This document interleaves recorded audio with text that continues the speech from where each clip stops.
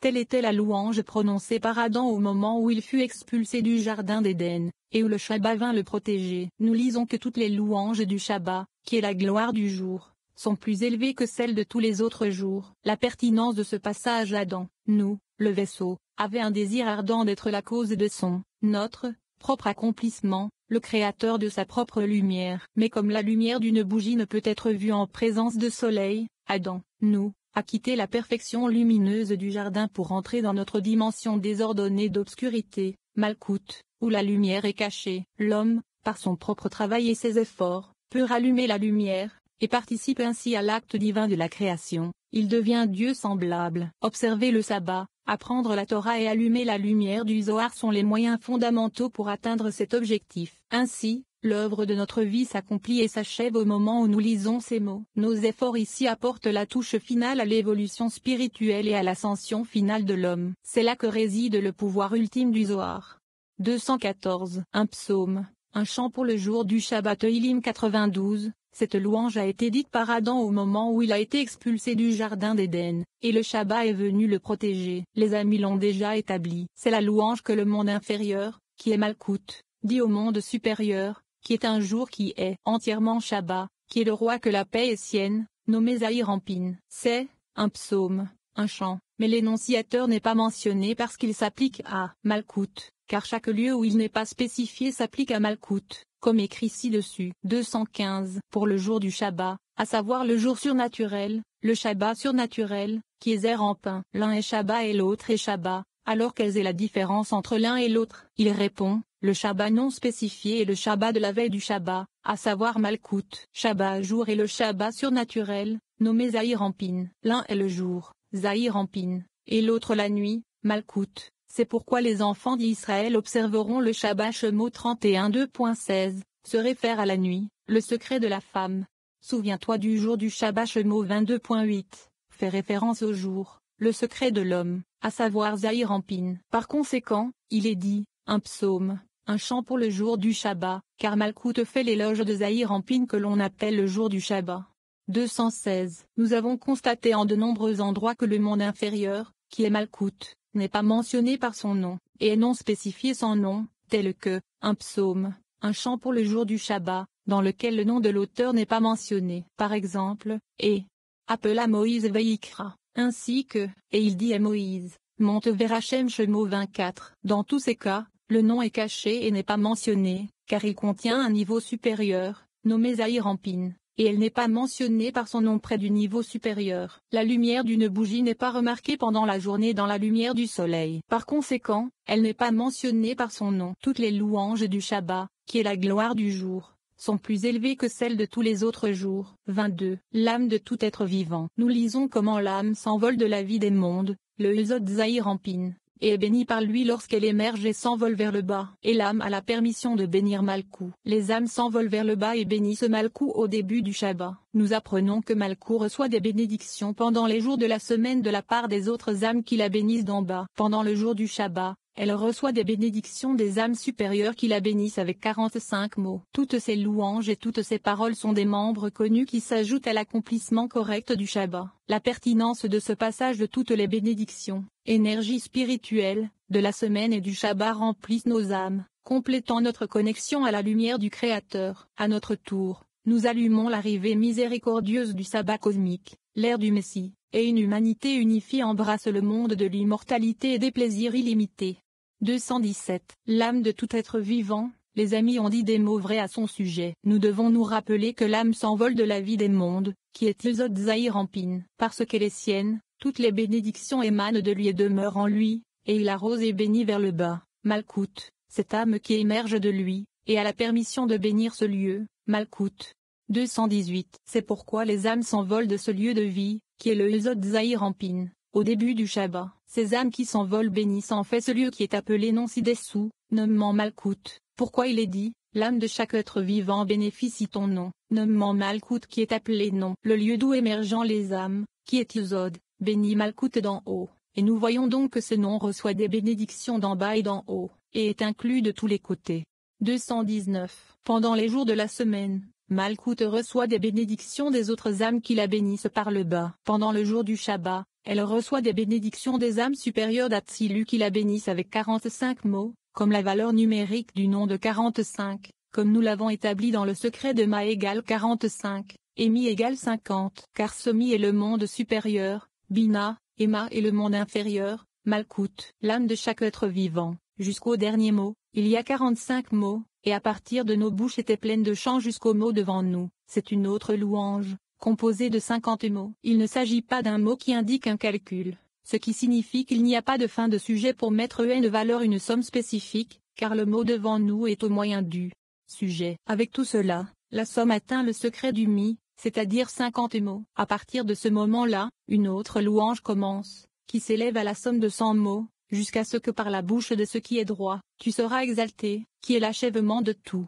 à savoir la grandeur de Malkout qui contient 10 séphirotes, dont chacun contient 10, équivalent 100. C'est un seul chariot, sur lequel habite la plénitude céleste, qui est Zérampin. 220. Toutes ces louanges et toutes ces paroles sont certains membres, des grades de sens, qui s'ajoutent à l'achèvement du Shabbat, avec lequel il faut s'achever correctement. Heureuse la nation qui sait organiser correctement la louange de son maître. D'ici et plus loin, c'est l'ordre de la prière tel qu'il a été arrangé. 23. Mais ne sois pas, Hachem, loin de moi. Nous lisons comment, lorsque le roi David arrangeait les louanges du roi, il a inclus mais ne sois pas toi, le Créateur, loin de moi, ma force. Hâte-toi de m'aider. Ceci est dû au fait que lorsque le Malkout s'élève pour se parer de Zahir-Anpin, il se trouve dans le monde supérieur et de là, il est nécessaire de l'élever à l'infini afin que tout soit lié en haut. Pendant l'ordre de louange, les enfants d'Israël ne permettent pas à Malkout de s'élever d'eux. Nous lisons que le Saint s'élève de plus en plus haut jusqu'à l'infini, mais qu'il retourne immédiatement à sa place parce que les enfants d'Israël en bas se sont joints à lui. Il est nécessaire de se joindre au Saint et de s'accrocher à lui afin que personne ne soit abandonné par lui,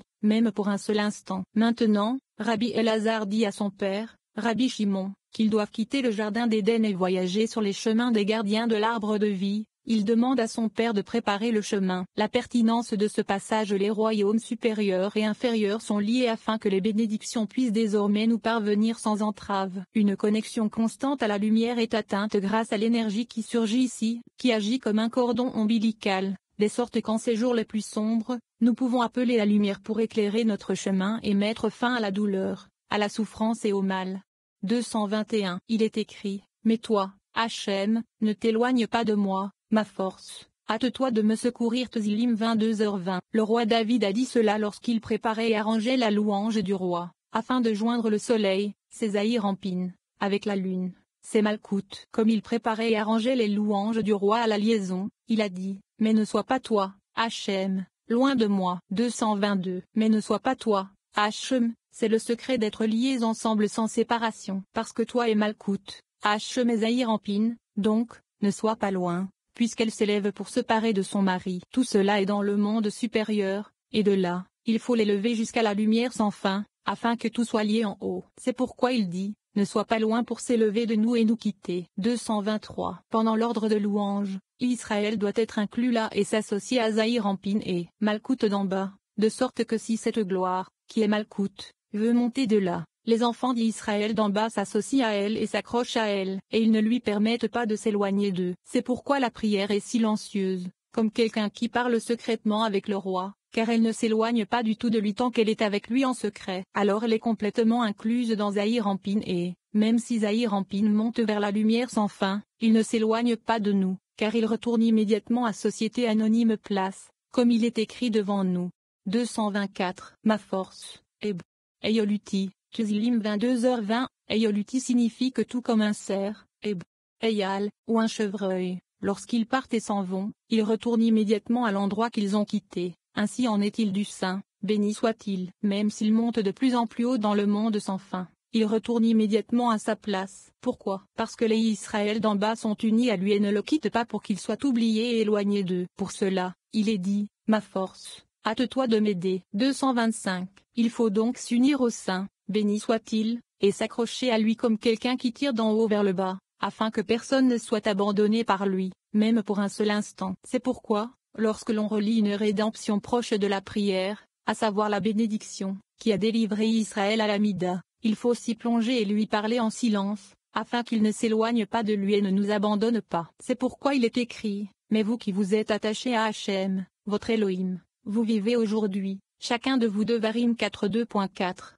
Heureux ce peuple qui se trouve dans un tel cas, heureux ce peuple dont Hachem est l'Elohim. Tehillim 144, 15. 226. Au moment où Rabbi Shimon se leva, les amis se levèrent également et partirent. Rabbi Elazar dit à Rabbi Shimon, son père, Père, jusqu'à présent, nous étions assis à l'ombre de l'arbre de vie dans le jardin d'Éden. À partir de maintenant et plus loin que nous voyageons, nous devons aller dans les chemins qui gardent cet arbre. Il lui dit, tu commences d'abord à ouvrir le chemin. 24. L'or, l'argent et le laiton. Il est impossible de résumer le contenu de cette longue et difficile section, qui contient une myriade de détails expliquant la signification de toutes les couleurs et objets mentionnés dans qu'il m'apporte une offrande. Il y est question d'or, d'argent, d'airain, de bleu, de pourpre, d'écarlate, de lin fin, de peau de chèvre, de peau de bélier teinte en rouge, de peau de blaireau, de bois d'acacia, d'huile pour la lumière, de pierre d'onyx et de pierre enchâssée. Le passage souligne ensuite l'importance des nombres 24,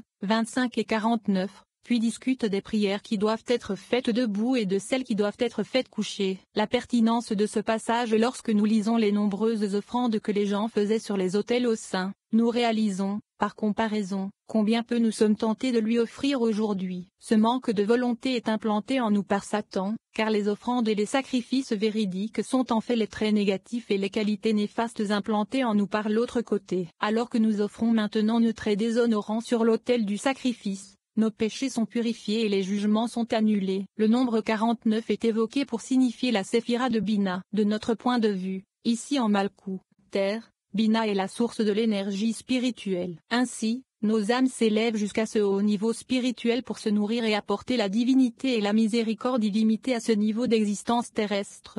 227. Il a ouvert la discussion en disant, qu'il m'apporte une offrande, Shemo 25:2.2. Ce qui signifie que c'est la Malkout qui est jointe aux Zahir Anpin, comme nous l'avons appris. Qu'est-ce qui en fait une offrande? Il est dans le secret de l'or, qui est la colonne gauche, parce qu'il est nourri à l'origine de là, car c'est le voura inférieur qui vient du côté de l'or. C'est de là que proviennent les illuminations de la Shoma, car la Malkout est construite à partir de la colonne gauche. Bien qu'elle vienne du côté de l'or, elle ne persévère que du côté de l'argent, qui est la colonne de droite, c'est-à-dire par l'illumination de Chassadim.